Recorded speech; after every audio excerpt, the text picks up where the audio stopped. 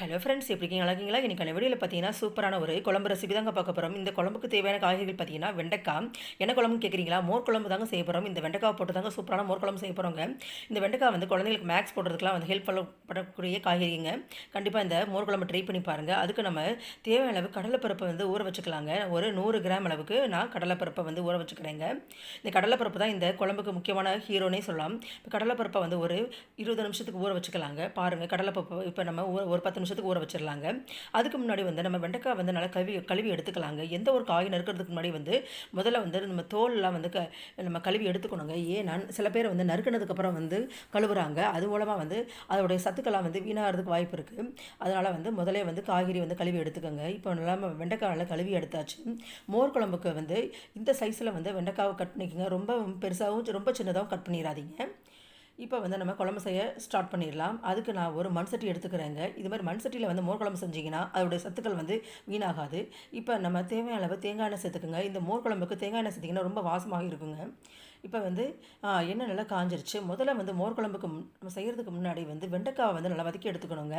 ஏன்னா வெண்டைக்காயில் வந்து பச்சை வாசனை போகிறது மட்டும் கிடையாது. வெண்டைக்காயில் வந்து அதிகப்படியான கொழுகொழுப்பு தன்மை இருக்குது. அந்த கொழுகொழுப்பு தன்மையை வந்து முதல்ல போக்கிடணுங்க. அதனால் நல்லா இது போல் வதக்கி எடுத்துக்கலாங்க. பாலை வந்து பாருங்கள், அதில் உள்ள வந்து எண்ணெயெல்லாம் வற்றிருச்சு. அதோடைய வளவளப்பு தன்மையும் போயிடுச்சுங்க. இப்போ வந்து நம்ம இன்னொரு பாத்திரத்துக்கு வந்து மாற்றிக்கலாங்க. நம்ம வெண்டைக்காய் வந்து இது போல் வந்து வறுக்கிறதுனால வந்து நம்ம ரொம்பவும் வந்து காயை வந்து வேக வைக்க தேவை கிடையாது. இது போல் வதக்கிறதுனால வந்து மோர் குழம்போட டேஸ்ட் வந்து மாறவே மாறாது. அவ்வளோதாங்க. இப்போ வந்து எல்லா வெண்டைக்காயும் ஒரு தட்டுக்கு நம்ம ஷிஃப்ட் பண்ணியாச்சுங்க. இப்போ வந்து வெண்டைக்காய் வந்து நம்ம தனியாக எடுத்து வச்சிடலாம். பாருங்கள், கொழகொழப்பு தன்மையெல்லாம் போய் சூப்பராக வந்து வெண்டைக்காய் வந்து வதங்கிருச்சு. இப்போ வந்து நம்ம அரைக்கிற பொருளாக அரைச்சிடலாம். ஒரு மிக்ஸி ஜாரில் ஊற வச்ச கடலைப்பருப்பை இதில் சேர்த்துக்கலாங்க. காரத்திற்கு நான் ஒரு 4 வரமிளகாய் எடுத்துக்கிறேங்க. 4 வரமிளகா சேர்த்ததுக்கப்புறம் நம்ம தேவையான அளவு சீரகம் சேர்த்துக்குங்க. நான் சோம்பு சேர்த்துக்குவாங்க. நான் சோம்பு சேர்த்துக்கல இன்றைக்கி. இதில் வந்து 2 ஸ்பூன் வந்து நான் மல்லித்தூள் சேர்த்துக்கிறேங்க. நீங்கள் தனியாக கூட ஊற வச்சு சேர்த்துக்கலாம். தேவையான அளவு மஞ்சத்தூள் சேர்த்துக்குங்க. தேவையான அளவு உப்பு சேர்த்துக்குங்க. இப்போ நல்லா அரைச்சி எடுத்துக்கோங்க. பாருங்கள், இந்த அளவுக்கு மையாக வந்து அரைச்சி எடுத்துக்குங்க. கொஞ்சம் வந்து கடலைப்பருப்பு குறகுறப்பாக இருந்தால் வந்து ஒன்றும் பிரச்சனை கிடையாதுங்க. இப்போ வந்து மீதி உள்ளது நம்ம தண்ணி ஊற்றி நல்லா வந்து கலக்கி வந்து அந்த மோர் குழம்புக்கு தேவையான மசாலா நம்ம வந்து அரைச்சி எடுத்துக்கலாங்க. இதில் வந்து நம்ம கெட்டியான தயிரை வந்து இந்த மோர் குழம்புக்கு நம்ம சேர்த்துக்கணுங்க. ஏன்னா ரொம்பவும் புளிச்சு போச்சுன்னா வந்து மோர் குழம்பு ரொம்ப டேஸ்ட்டாக இருக்காது. இது போல் வந்து கெட்டியான தயிர் எடுத்துக்கோங்க. நான் 1 கப் அளவுக்கு நம்ம தயிர் சேர்த்துக்கலாம். இப்போ இந்த மசாலா பொருட்களோட நம்ம எல்லாத்தையும் கரைச்சி எடுத்தாச்சு. இப்போ ஒரு மண் சட்டி எடுத்துக்கோங்க. இதில் நம்ம வந்து தேவையான அளவு தேங்காய் எண்ணெய் சேர்த்துக்கலாம். தேங்காய் எண்ணெய் சேர்த்திங்கன்னா தான் இந்த மோர் குழம்பு ரொம்ப வாசனையாக இருக்குங்க. இப்போ எண்ணெய் நல்லா காஞ்சிருச்சு. இப்போ நம்ம கடுகு சேர்த்துக்கலாங்க. கடுகு பொரிஞ்சதுக்கப்புறம் வந்து எந்த ஒரு பொருளையும் சேருங்க. நம்ம வெள்ளை உளுந்து சேர்த்துக்கலாங்க.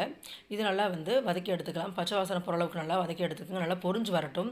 அப்போ தான் குழம்பு டேஸ்ட்டாக இருக்குங்க. இப்போ வந்து நம்ம கருவேப்பிலை வந்து சேர்த்துக்கலாம். இது போல் காஞ்ச கருவேப்பிலை எடுத்துக்கினா குழம்பு வந்து ரொம்ப வாசமாக இருக்கும். ஸோ காஞ்ச கருவேப்பிலை, பச்சை கருவேப்பிலையை விட இது போல் காஞ்ச கருவேப்பிலையை வந்து சேர்த்துக்கோங்க. இப்போ எல்லாம் வதங்கியாச்சு. இப்போ நம்ம வந்து மோர் குழம்புக்கு தேவையான மசாலா பொருட்களை வந்து இதில் சேர்த்துக்கலாங்க. இப்போ வந்து மீதி உள்ளதை கொஞ்சம் தண்ணி ஊற்றி அதையும் வந்து நம்ம கலக்கி வந்து ஊற்றிக்கலாங்க. இந்த மோர் குழம்புல என்ன ஒரு இதுனா, ரொம்பவும் கொதிக்க விட்டுறக்கூடாது. லேசாக வந்து ஒரு நுர தண்ணி வந்தாவே போதும், நம்ம ஆஃப் பண்ணிடணும். ரொம்ப வந்து நீங்கள் வேக வச்சிங்கன்னா அதோட சத்துக்கள் வீணாகிடும். இப்போ நம்ம மோர் குழம்புக்கு தேவையான கொஞ்சம் உப்பையும் வந்து இதில் வந்து நம்ம சேர்த்துக்கலாங்க. ஒரு மூடி போட்டு மூடி வச்சிடலாம். 1 நிமிஷம் தான் வேகணும். ஏற்கனவே மோர் வெந்தது தான். பாருங்கள், இந்த அளவுக்கு நுர தள்ளி வந்தால் போது நம்ம அடுப்பு ஆஃப் பண்ணிடணும். இப்போ தான் வந்து நம்ம வறுத்த காய்கறிகளை வந்து இதோட சேர்த்துக்கணும். பாருங்கள், ஏற்கனவே வதக்கினதுனால இது நல்லா வெந்திருக்கும். அதனால் வந்து நம்ம அடுப்பு ஆஃப் பண்ணதுக்கப்புறம் தான் நம்ம வந்து வெண்டைக்காய் வந்து இதோட சேர்த்துக்கணுங்க. நல்லா கிளறி விட்டிங்கன்னா ஒரு 10 நிமிஷத்துலேயே வந்து வெண்டைக்காய் வந்து மோரில் நல்லா ஊறிடும். அப்போ சாப்பிடும்போது நல்லா அந்த வெண்டைக்காயில் வந்து சார்ந்திருக்கும். இப்போ வந்து நம்ம வாசத்திற்கு வந்து கொத்தமல்லி தலையை சோர்ந்து போட்டு இறக்கிக்கலாங்க. இதில் வந்து சவுச்சவு போட்டு செய்யலாம், சுரக்காய் போட்டு செய்யலாம், வெண்பூசணி மோர் குழம்பு செய்யலாம், வடை போட்டு கூட செய்வாங்க. ஸோ இன்றைக்கி நான் வெண்டைக்காய் போட்டு செஞ்சு காமிச்சிருக்கேன். எப்படி இருந்துச்சு கமெண்ட்ஸில் சொல்லுங்கள். ஓகே ஃப்ரெண்ட்ஸ், பாய்.